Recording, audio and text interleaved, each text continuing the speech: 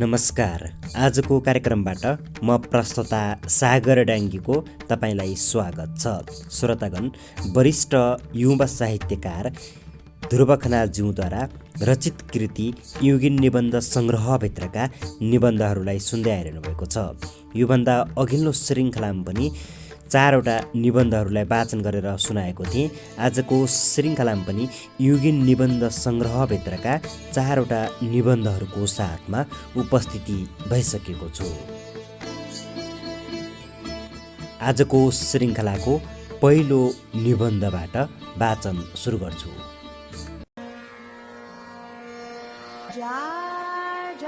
देशमा विकासको मूल।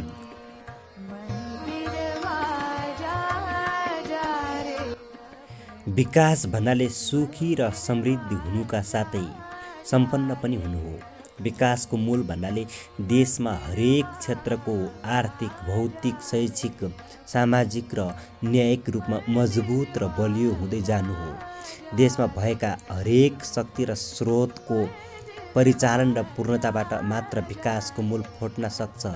विकास निर्माण नभई देशले हरेक क्षेत्रमा उन्नति र प्रगतिको द्रुत गति लिन सक्दैन।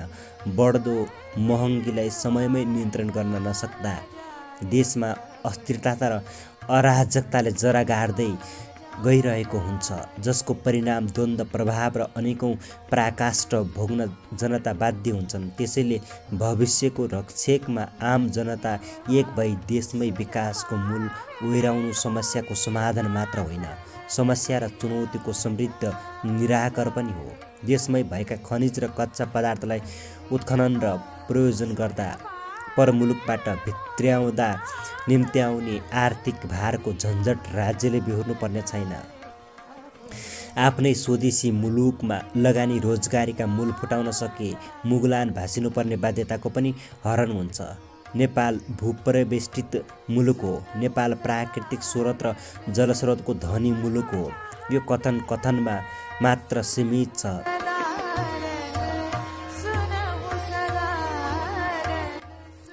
भिर, पाखा, कान्ला र कुलेसोमा सिँचाइको प्रबन्ध मिलाउन उन्नत जातका खेती फस्टाउन सकेसम्म यहाँ अन्नको अभाव हुने थिएन, जसमा व्यक्तिगत लगानी भन्दा पनि सरकारी तवरबाट कृषि क्षेत्रलाई कर्मठ तालिम प्राप्त किसानहरू खटाई उन्नत जातका बिउ बिजन रोप्न सके, पलाउन सके। देशमै कृषिमा आमूल परिवर्तन हुनुका साथै परमुलुकबाट निकासी हुने हरेक अन्न फलफुल स्वदेशमै उत्पादन गर्न सक्ने वातावरण बनाउन सके।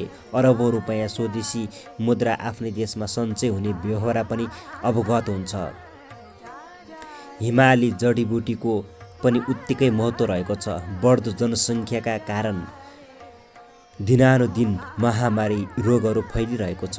दूषित खाना, दूषित वातावरण र बढ्दो जनघनत्वलाई मध्यनजर गर्दै हिमाली जडीबुटी, पहाडी जडीबुटी र प्राकृतिक जडीबुटीको प्रशोधन स्वदेशबाटै विदेशमा समेत निकासी र पैठारी गर्न सके देशले विश्वको हरेक मुलुकबाट विदेशी मुद्रा आर्जन गर्न सक्ने वातावरणको तय अब राज्यबाटै हुनुपर्ने बाध्यता भइरहेको छ।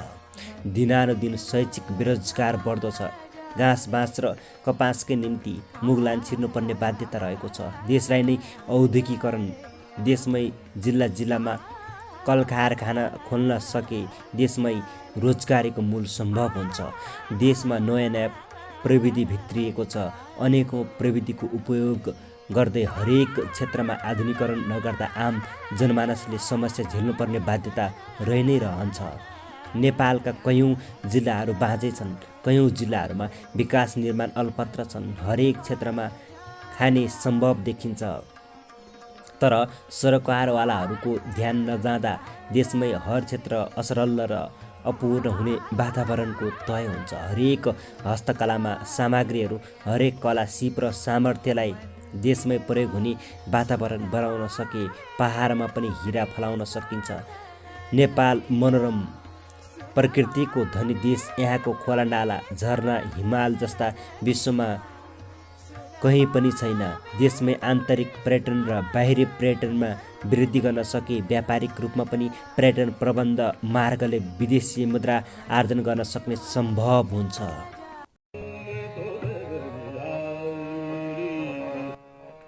मनोरम ताल तलैया रमणीय हिमाल र पहाडले मनै मनमोहक बनाउँछ। हजारौँ सम्भाव्य स्रोतलाई परिचालनमा ल्याउन नसक्दा यहाँ दिनानुदिन जनमासमा मात्र होइन देशलाई समस्या भइरहेको छ। चित्रकला, मूर्तिकला, ताम्रकला, हस्तकला र काष्ठकलामा पनि नेपाल विश्वमा धनी देश हो। तर यहाँ कलाको महत्त्वमा बुझाएको कमी, निर्मित सामग्रीमा पैठारी र निर्यातमा कमी र हरेक कलाले विशेष ठाउँ र अवसर नपाउँदा कालीगढहरूमा निराशा छाएको व्यवहार अवगत हुन्छ। जति पनि स्रोत र नियम केवल सिद्धान्त र नीतिमा मात्र सीमित छ। यहाँ हरेक अवसर र क्षमताको सही मूल्याङ्कन हुने हो भने नेपाल विश्वकै धनी देशमा कहलाउन पक्कै समय लाग्ने छैन। अब सिद्धान्त र योजनाका फाइल दन्त्य कथा र कहानीको रूपमा मात्र होइन, घर घरबाट, वाडा वाडाबाट, सहर सहरबाट क्षमताको मूल्याङ्कन गर्दै कर्मठ हातहरू र निपुण कलाहरूलाई छिट्टै स्वदेशमै प्रयोग नगर्ने हो भने पुस्तौँ पुस्ता विदेशीको गुलाम र दास बन्नु बाहेक अन्य विकल्पै हुँदैन। हरेक क्षेत्र जस्तै शिक्षा हासिल सकेकालाई देशमै शैक्षिक रोजगारीको वातावरण राज्यले गर्न सक्ने वातावरण बनाउँदा शैक्षिक बेरोजगारको कमी र निराकरण हुनेछ। देशमै भएका कला र सिपको अभिवृद्धि गर्दै निर्माण र निर्यात गर्दा देशकै आर्थिक वृद्धि हुने गर्दछ। देशमै जिल्ला जिल्लामा लघु उद्योग, घरेलु उद्योग र ठुला ठुला उद्योगमा हरेक सामग्री निर्माण र निर्यात गर्न सके देशले उन्नतिमा ठुलो फड्को मार्न सक्ने छन्। तसर्थ आफ्नै माटो, आफ्नै घर, आफ्नै देशमा सृजनशील र सक्षम भई स्वदेशमै विकासको मूल फुटाउँ।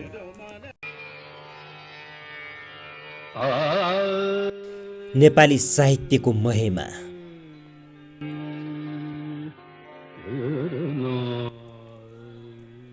नेपाली भाषालाई विकसित र विशिष्ट रूपमा परिष्कृत गर्दै सबल, सहज र सुव्यवस्थित तवरले शब्दको विकास गर्दै शब्द मार्फत नयाँ नयाँ शिक्षाको विकास गर्नु नै साहित्यको महिमा हो। नेपाल भाषा र नेपाली भाषा नै अनेकौँ मातृभाषालाई क्रमबद्ध, लयबद्ध र स्वरबद्ध तवरबाट नयाँ नयाँ शब्दको प्रस्फुटन गर्नु नै साहित्यको परिभाषा भनेर बुझ्न सकिन्छ। साहित्य ज्ञान हो जसले जीवनयापनलाई सहज बनाउँछ। साहित्य त्यो ज्ञान हो जसले वर्तमान र विगत मात्र नभई भविष्यलाई समेत लक्ष्यमा पुर्याउँछ। साहित्य शब्दावलीहरूको त्यो भण्डार हो जसमा सिङ्गो संसारका ठेट शब्दहरू जोडिएको हुन्छ। तसर्थ साहित्य शब्द मार्फत व्यवहारमा परिवर्तन ल्याउने त्यो यन्त्र हो जसले अँध्यारो संसारलाई सहजै उज्यालो र सुनौलो संसारमा रूपान्तरित र पुनः ऊर्जाशील भई पुनः जागृत गर्दछ। साहित्यको महत्त्व अतुलनीय रहेको छ। जसरी सृष्टिकालसँगै साहित्यको सुरुवात भयो त्यसै जीवन जिउन र जीविकोपार्जनमा पनि विकसित र परिवर्तन हुँदै आयो। नेपाली साहित्यमा महान हस्तीहरूको जब उदय भयो तब सिङ्गो शताब्दी प्रारम्भ मध्यदेखि अन्त्यसम्म ज्ञानको मूल फुट्यो। अनेकौँ भाषामा साहित्यको मूल फुट्न थाल्यो। भाषाले एकता पायो, शब्दले स्थान पायो र वर्तमानले सुनौलो इतिहास पायो।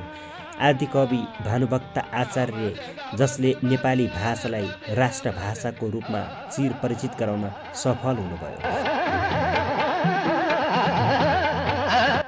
यस्तै मोतीराम भट्ट, लक्ष्मीप्रसाद देवकोटा, सिद्धिचरण श्रेष्ठ, चक्रपाणी चालिसे जस्ता राष्ट्रप्रेमी कविहरूको शब्द गीतमा, गजलमा, निबन्धमा, कथामा, नाटकमा, एकाङ्किकमा, मुक्तकमा अनि समग्र राष्ट्रमा गहिरो नेपाली भाव बनी घनकन थाल्यो। नेपाली साहित्य जगतले प्राचीन युगबाट नव आधुनिक युगमा प्रवेश गर्यो अनि ऐतिहासिक कीर्तिमानी कायम गर्न सफल भयो। नेपाली साहित्य जगत बिना हरेक शब्द नै अपूर्ण र अधुरो हुन्छ। यो सत्य कथनको प्रमाण हो। जति कथा बन्छन्, जति गीत बन्छन्, जति नाटक बन्छन्, जति गजल बन्छन्, यी सबै सार्थक साहित्यका वास्तविक उपार्जन हुन्। साहित्य बिना सङ्गीत अधुरो हुन्छ, साहित्य बिना अभिनय अधुरो हुन्छ, साहित्य बिना वास्तवमा जीवन अधुरो हुन्छ। नेपाली भाषा र व्याकरणलाई साहित्यले अझै सुदृढ पारेको हुन्छ। हरेक शैक्षिक पाठ्यक्रममा पनि 100% साहित्य रहेको हुन्छ, जसले आधारभूत शिक्षादेखि उच्च शिक्षासम्म पाठनको रूपमा अवलम्बन गर्नुपर्ने हुन्छ। साहित्यको सोच फराकिलो छ। साहित्य भाषाको त्यो ज्ञान हो जसले वास्तविकता मात्र नभई मनोकल्पनात्मक तवरमा विज्ञानको नौलो खोज र अनुसन्धान रहेको छ। आफ्नो मौलिक र मातृभाषा रक्षाको लागि लाखौँ युग कवि जुटिरहेका हुन्छन्। आफ्नो राष्ट्रको स्वाधीनता र सार्वभौम रक्षाको निम्ति साहित्यले रक्षक भई सर्जक र सशक्त भइरहेको हुन्छ। नेपाली साहित्य जसले कुना र कन्धारा गाउँको प्रसारमा जुटिरहेको हुन्छ।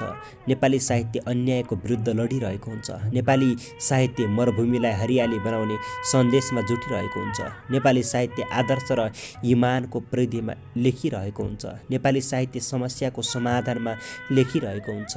नेपाली साहित्य देशको हरेक परिस्थितिलाई झकझकाइरहेको हुन्छ। नेपाली साहित्य अधिकार र निस्साबको लागि उभिरहेको हुन्छ। नेपाली साहित्य देशको मनोरम सुन्दरताको विश्वमाझ उजगार गर्दै लेखिरहेको हुन्छ। नेपाली साहित्य बस्ती बस्ती वेदनामा निराकरणको लागि कलम चलाइरहेको हुन्छ। नेपाली साहित्य समग्र देश विकास र मुक्तिको लागि चलिरहेको हुन्छ। तसर्थ नेपाली साहित्यको क्षेत्र कल्पनाभन्दा पनि फराकिलो छ। नेपाली साहित्य सोचभन्दा गहिरो छ अनि नेपाली साहित्य आकाशभन्दा उच्च छ। नेपाली साहित्यले नेपालको सृष्टि प्रारम्भका कथन टुक्का र पुराण आज श्लोक र भजन बनेर गुन्जिरहेको छ।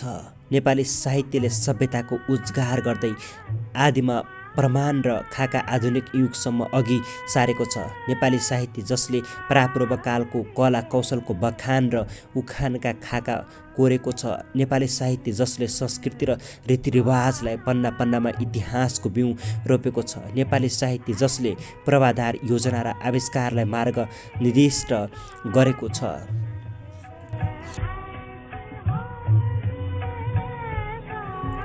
यसरी नेपाली साहित्य विगतको याद मात्र होइन, विगतको मनोरञ्जन र घटना वृत्त मात्र होइन, वर्तमानको जोस र मङ्ग पनि हो, वर्तमानको दृष्टि पनि हो अनि भविष्यका तेजिलो घामका किरण पनि हो। साहित्य सकारात्मक नकारात्मक संयोगान्त र वियोगान्त युगको कथावस्तु अनुरूप जे पनि हुन सक्दछ।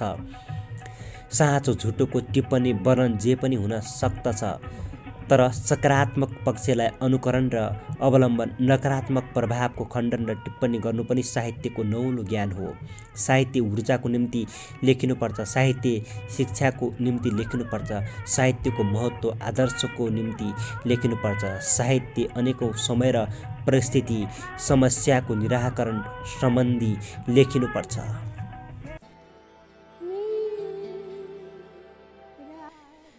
नैतिक आचरण।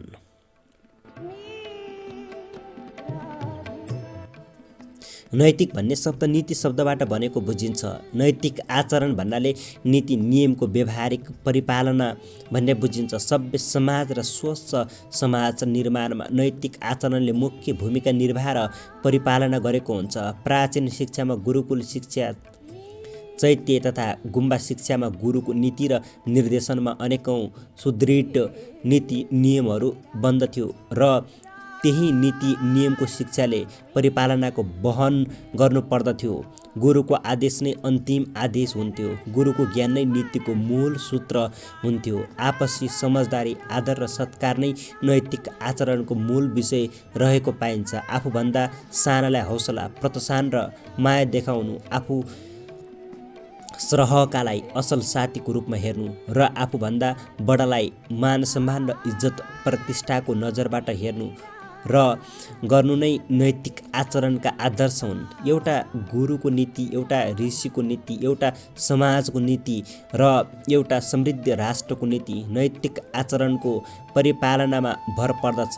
हाकिमलाई कर्मचारीले सत्कार गर्नु, नेतालाई जनताले सत्कार गर्नु, गुरुलाई शिक्षाले सत्कार गर्नु मात्र नभई पारिवारिक वातावरणमा आफूभन्दा ठुलालाई आदर सत्कार गर्नु नैतिक आचरणका नीति तथा रीति हुन्। आफू र आफ्नो समाजलाई अन्यास होहल्ला र क्रोधी हटाई एउटा सभ्य र भव्य समाजको निर्माण गर्नुमा नैतिक आचरणले मुख्य भूमिका निर्वाह गरेको हुन्छ। समाजमा हरेक असल र खराब, विद्वान र मूर्ख दुवै हुन्छन्। समाज निर्माणमा नैतिक आचरण र नैतिक शिक्षाका कारण अशिक्षितलाई शिक्षित, अज्ञानीलाई ज्ञानी र मूर्खलाई विद्वान बनाउन पनि नैतिक शिक्षा आचरण र जागरणमा प्रयोग रहनुपर्ने हुन्छ। मानव सभ्यताको विकासको क्रमसँगै समाजमा सामाजिक परम्परा, सामाजिक रीतिथिति चलेको हुन्छ।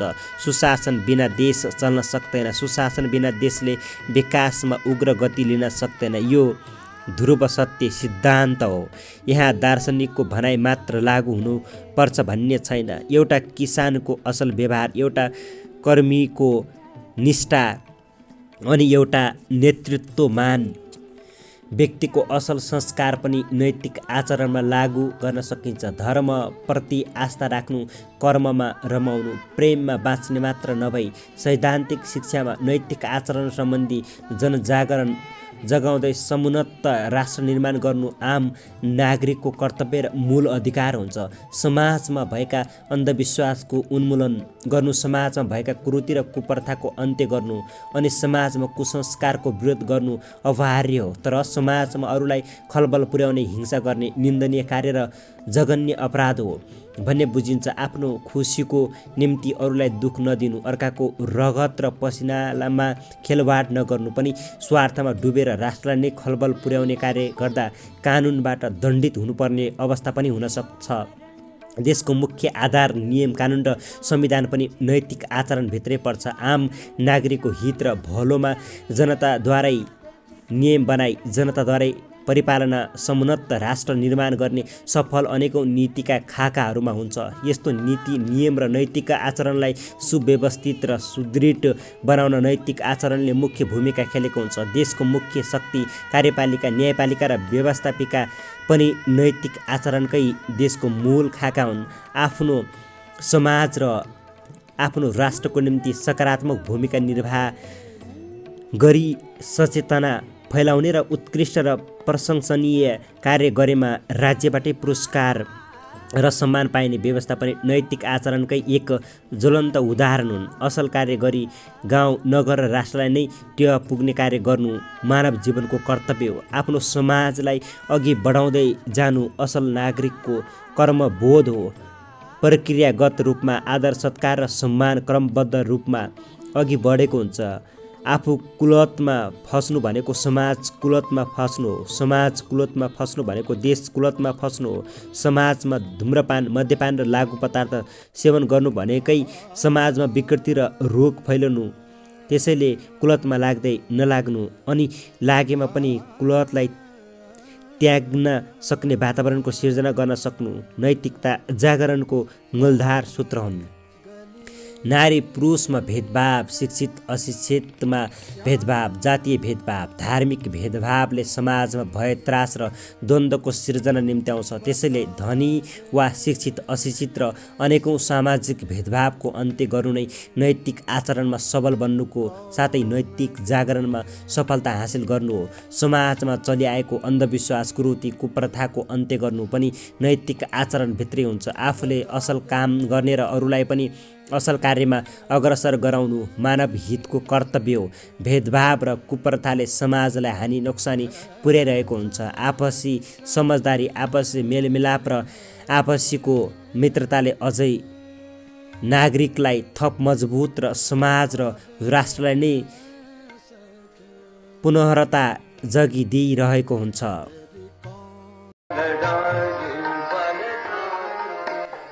प्रकृतिको पर्यावरण।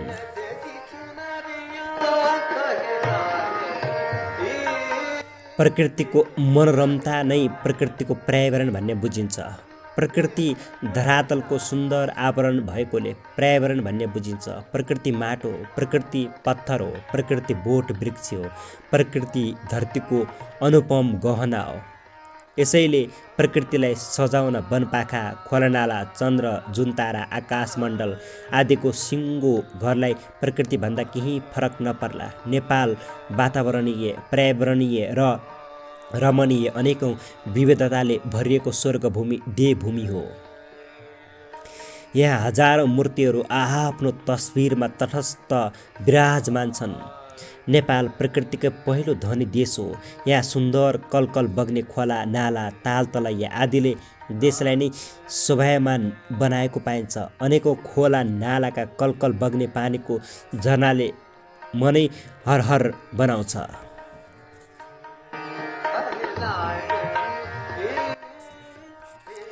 कतै तरेली परेका कान्ला सुर्खाबारी, कतै तराईका सुनौला फाँट त कतै मोती झै टल्केका सेता हिमालहरू सिङ्गो पर्यावरण नै मनोरम र ललाहित पार्ने प्राकृतिक दृश्यहरूले मनै लोभ्याउने गर्दछ। नेपालको पर्यावरण, नेपालको वातावरण अनि यहाँको वनपाखा कुञ्ज 12 महिना सुगन्धित फुलहरूमा मुस्कुराइरहेको हुनेछ।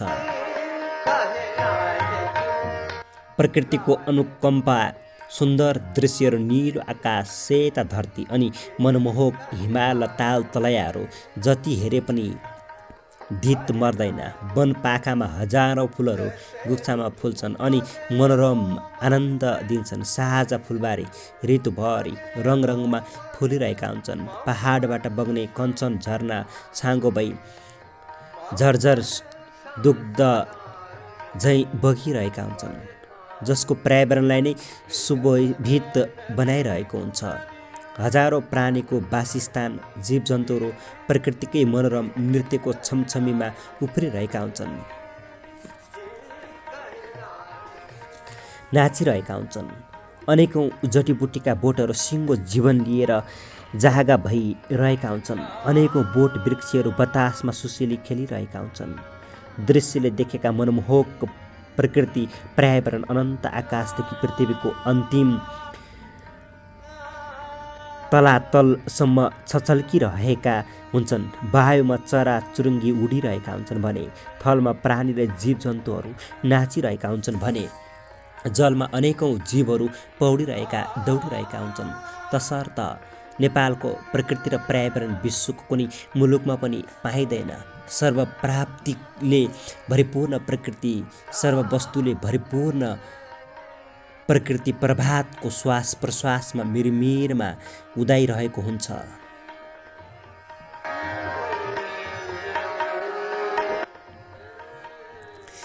विविधताले भरिपूर्ण यहाँको पर्यावरण मनोरम आवरणमा सुसज्जित रहेको पाइन्छ। विश्वको कुना कुनाबाट नेपाल भ्रमण गर्नका लागि वर्षेनी लाखौँ पर्यटकहरू आइरहेका हुन्छन्। यहाँका तालतलैया, खोला नाला, वन जङ्गलको मनोरम दृश्यले पर्यटकको मनै आनन्दित बनाउँछ। पर्यटकहरू विश्वको सर्वोच्च शिखर सगरमाथा चढेर हजारौँ हिमाल आरोहीहरूले विश्व कीर्तिमानी राखेका इतिहास ताजै छ। ऐतिहासिक तथा वातावरणीय धरातलमा साना ठुला सयौँ हिमालहरू छन्। हिमाल आरोहण र हिमालको सुशीतल प्राप्त गर्न लाखौँ विदेशी पर्यटक भित्रिने भएकोले देशमा करोडौँ रुपैयाँ विदेशी मुद्रा आर्जन गर्न सकिन्छ। देशमा आन्तरिक र बाहिरी पर्यटकको यहाँको मनोरम भ्रमणको कारण होटल, रेस्टुराँ तथा व्यापार व्यवसायमै करोडौँ विदेशी तथा स्वदेशी मुद्रा आर्जन गर्न सकिन्छ। साथै आर्थिक उन्नति र जीवनोपार्जन हुने भएकोले प्रकृति र पर्यावरणको जगेर्ना र सर्वधनमा ध्यान जानु सम्बन्धित निकायको ध्यानाकर्षण छ।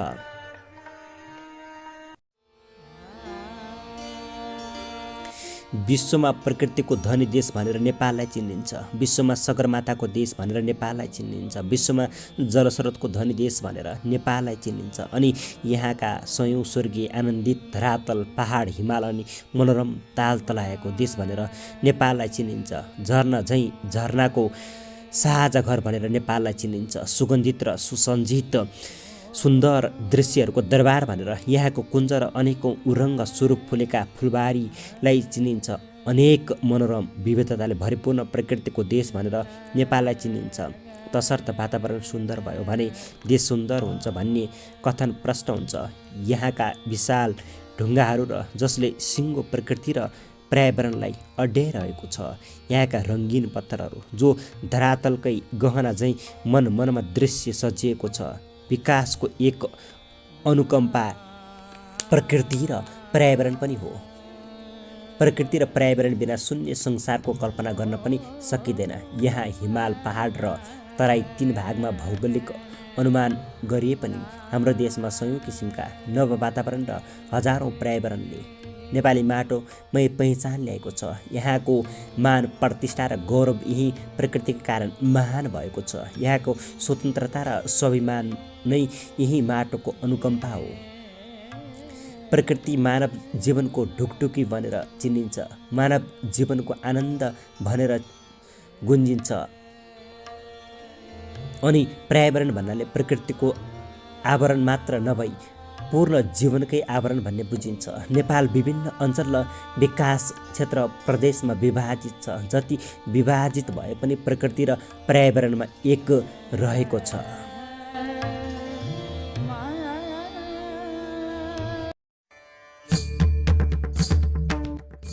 श्रोतागण, आजको श्रृङ्खलामा युवा साहित्यकार ध्रुव खनालज्यूद्वारा रचित कृति युगीन निबन्ध सङ्ग्रहभित्रका 4वटा निबन्धहरूलाई वाचन गरेर सुनाए। अब अर्को श्रृङ्खलामा अरू निबन्धहरूको साथमा उपस्थिति हुने नै छु। आजको श्रृङ्खलामा यतिन्जेलसम्म सुनेर साथ दिनुभएकोमा हार्दिक धन्यवाद। अब अर्को श्रृङ्खलासम्मका लागि आजको श्रृङ्खलाबाट बिदा हुन्छु। नमस्कार, शुभ पल, शुभ क्षण, यहाँको समय शुभ रहोस्।